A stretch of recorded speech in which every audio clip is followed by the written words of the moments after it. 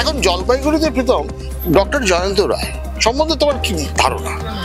ধারণা আমাদের মধ্যে আসে, সেটা কয়েকটি কাজকর্মের ভিত্তিতে আসে।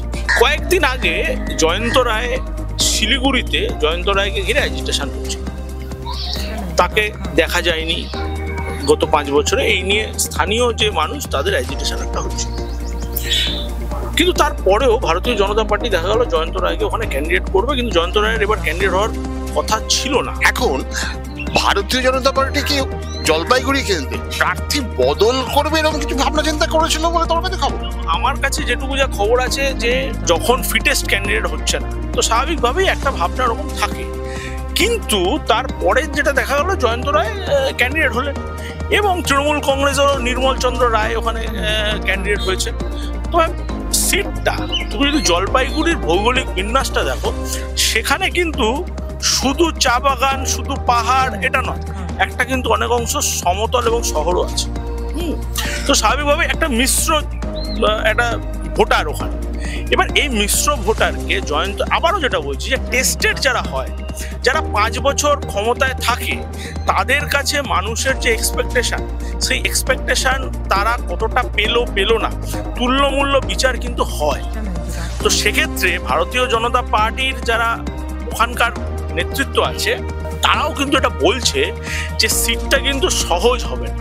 শেষ লোকসভা নির্বাচনে তো আমরা দেখেছি যে জলপাইগুড়ি সিটে ভারতীয় জনতা পার্টি বেশ ভালো মার্জিনে জিতেছিল। তা সহজ হবে না কারণটা কি?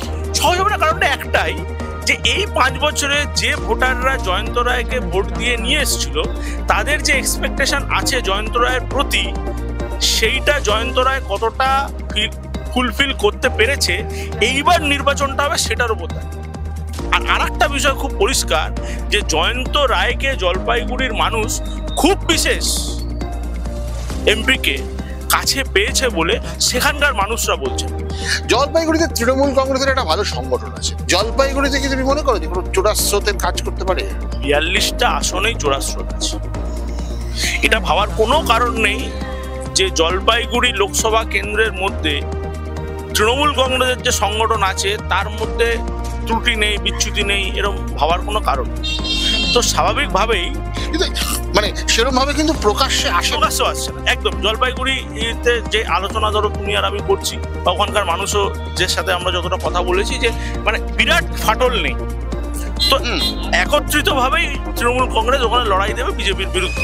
এবার বিজেপির যারা ওখানকার নেতৃত্ব আছে, তারা মানুষের যে দাবি দেওয়া কতটা ফুলফিল করতে পেরেছে বিগত 5 বছরে, তো রিপোর্ট কার্ডে সেটাই তারা বলবে। এবং আমার মনে হয়, এটা আমার একদম ব্যক্তিগত ধারণা থেকে মনে হয়, যে উত্তরবঙ্গ সবসময় ভারতীয় জনতা পার্টিকে ঢেলে ভোট দিয়েছে।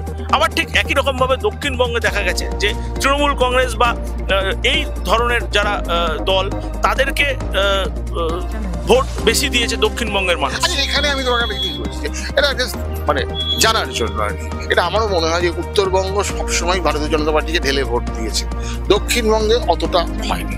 এটার কারণ তুমি কি? দেখো, সংগঠনের প্রশ্নটা একটা থেকেই যায়। আমার যতটুকু মনে হয় যে দক্ষিণবঙ্গে ভারতীয় জনতা পার্টিতে যারা নেতৃত্ব দিচ্ছে, দক্ষিণবঙ্গের মানুষের বা শহরতলির মানুষদের সংঘবদ্ধ করতে যে টোটকাটা দরকার, ভারতীয় জনতা পার্টি সেটাকে কম্পিট করতে পারছে না, সেটার সঙ্গে মানে কম্পিটেবল হতে পারছে না। উত্তরবঙ্গের মানুষ একদম প্রান্তিক মানুষ, পাহাড়ি মানুষ, পার্বত্য অঞ্চলে থাকে বা একটু তরাই এই সমস্ত অঞ্চলে যে সমস্ত লোক থাকে, তাদেরকে যেভাবে সংঘবদ্ধ বা সংগঠিত করা যায়, স্বাভাবিকভাবে দক্ষিণবঙ্গের মানুষ সেভাবে করা যাবে না।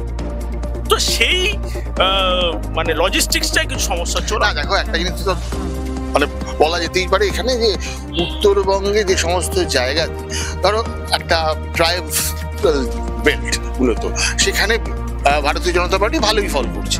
ঠিক সিমিলার হতে দক্ষিণবঙ্গের ক্ষেত্রেও দেখা যাচ্ছে যে ধরো যে সমস্ত জায়গা আছে আদিবাসী অধ্যুষিত এলাকা, সেখানে তো ভালো ফল। আবারও যে কথাটা উত্তরটা আমি তোমাকে দিলাম, সেই উত্তরটাই তোমার প্রশ্নে আবারও পাওয়া যাচ্ছে, যে আদিবাসী, ট্রাইবাল বা একটু প্রান্তিক মানুষদের সংঘবদ্ধ করতে যে টেকনিকটা দরকার, আবার শহরাঞ্চলের মানুষ, শহরের মানুষকে সংঘবদ্ধ করতে সেই টেকনিকটা একই টেকনিক হবে না, হতে পারে না। তো সেই টেকনিকটা হয়তো ভারতীয় জনতা পার্টির নেতৃত্ব রপ্ত করতে পারছে না শহরাঞ্চলের ক্ষেত্রে। প্রান্তিক অঞ্চলে নিশ্চিতভাবেই ভারতীয় জনতা পার্টির একটা ভোট আছে, হিন্দুত্বের একটা বিষয় তো থেকেই যায় ভারতীয় জনতা পার্টির পক্ষে। এই সবটা মিলিয়ে জলপাইগুড়ি যে লোকসভা নিয়ে আমরা আলোচনা করছি, সেখানে দাঁড়িয়েও আমি আবারও বলছি, উত্তরবঙ্গের যে 4টে সিট আছে, 4টে সিটেই এটা ভাবার কোনো কারণ নেই যে ভারতীয় জনতা পার্টি চোখ বন্ধ করে জিতে যাবে। লড়াই কিন্তু হবে, পার্সেন্টেজ হিসাবে এদিক ওদিক হতে পারে। জলপাইগুড়িতে পার্সেন্টেজ যদি আমরা 60-40 মানে 60% বিজেপি বলছেন, 40% তৃণমূল কংগ্রেস। এখানে তৃণমূল কংগ্রেসের যেটা একটা জোর বলতে পারো, এখানে অতটা গ্লিচ নেই, ওদের অর্গানাইজেশনে অতটা সমস্যা নেই, অন্তত শোনা যায় না, অন্তত শোনা যায়। মানে তৃণমূল কংগ্রেসে যেটা হয় সেটাই বাইরে চলে আসে, বামপন্থী দলগুলোর মতো তো নয় তৃণমূল কংগ্রেস, তো স্বাভাবিকভাবেই শোনা যাচ্ছে না, মানে অতটা নেই।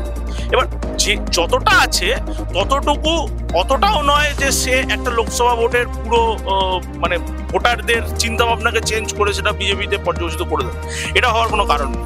তো স্বাভাবিকভাবেই এই সমস্তটা নিয়ে 60-40 একটা রেশিও কিন্তু জলপাইগুড়ি আসনে থাকবে।